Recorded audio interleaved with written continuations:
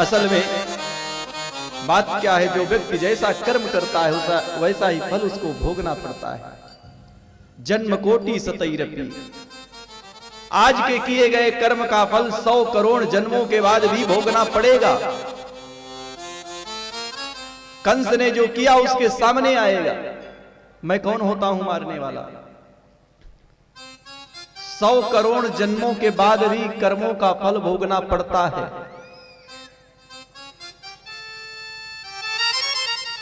यह निश्चित है। एक एक कर्म का हिसाब भगवान के पास है। भगवान के 2 दूत हैं, चित्र और गुप्त। चित्र जो आंखों से दिखाई देता है, जो आंखों के सामने हम कृत्य करते हैं, उसकी रिकॉर्डिंग चित्र के पास, और जो हम चुरा करके किसी से करते हैं उसकी जानकारी गुप्त के पास। ये चित्र और गुप्त 2, चित्र गुप्त, ये भगवान के सीसीटीवी कैमरे हैं और हर जगह फिट हैं, कोई बच नहीं सकता इनसे। जो भी आज किया गया है एक ना एक दिन वो मिलेगा और अवश्य मिलेगा। महाराज धृतराष्ट्र को 80 जन्मों का ज्ञान था, अपने पूर्व के 80 जन्म। एक दिन केशव से कहा था, गोविंद से, कि प्रभु मैंने पिछले 80 जन्मों में कोई अपराध नहीं किया, फिर मैं अंधा क्यों बना और मेरे 100 पुत्र क्यों मारे गए, जिनको मैं आंखों से देख भी नहीं पाया और वो मर गए। तो गोविंद ने कहा कि महाराज आप 80 जन्मों की जानते हैं, आप 104 जन्म पहले यानी अथवा 105वें जन्म पहले पूर्व में आपसे एक बहुत बड़ा अपराध हो गया था। क्या अपराध हो गया था? आप राजा थे, धर्मात्मा थे, धर्मात्मा राजा थे, और आप नौकरों के भरोसे राज्य को छोड़ करके मंत्री महामंत्री के भरोसे चले गए थे तीर्थाटन करने के लिए।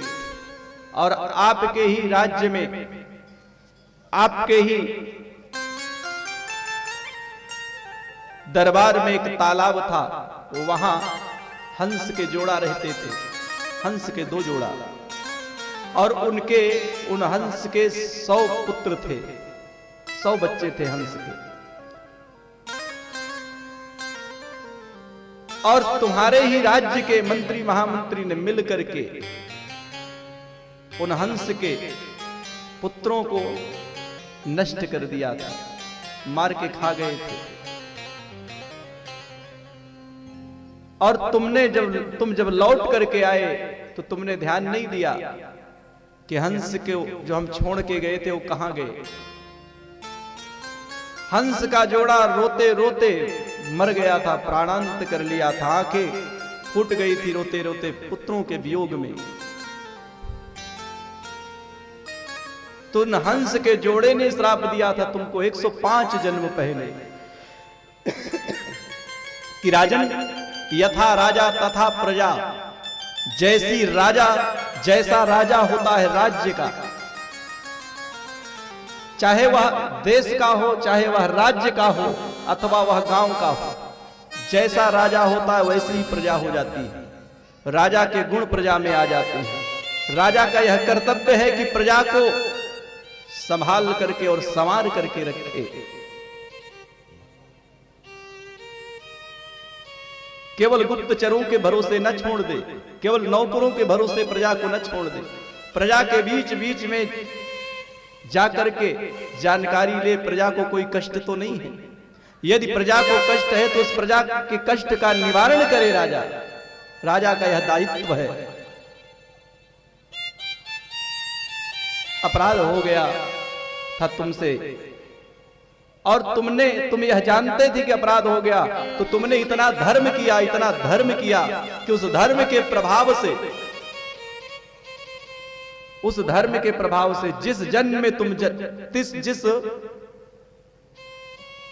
योनि में तुम जन्म लेते धर्म ही करते रहते, और धर्म का यह परिणाम हुआ कि 104 जन्म बीत गए। वो योग नहीं बना कि तुम्हारे 100 पुत्र हों, और वो योग नहीं बना कि तुम अंधे हो। अब की जन्म में जाकर के वह योग बना कि तुम्हारे 100 पुत्र भी हुए और तुम अंधे भी हुए। योग बन गया। इसी वजह से आंखें तुम्हारी नहीं, और तुम अपनी आंखों के सामने होते हुए भी अपने पुत्रों को आंखों से न देख पाए और सारे पुत्र मारे गए। तो कर्मों का फल भोगना पड़ता है। वही भगवान कहते हैं कि जन्म कोटि सतैरपि, 1 करोड़ जन्म के बाद भी कर्मों का फल भोगना पड़ेगा, आज नहीं तो कल। लेकिन लोगों को लगता है कि कौन देखने आता है, करो जो मन में आए। और कहीं सीसीटीवी कैमरा लगा हो तो देखो कैसा चेहरा छिपा के वहां से निकलते, कोई देख ना ले। उस कैमरे से डरते हैं, और भगवान के कैमरे से नहीं डरते।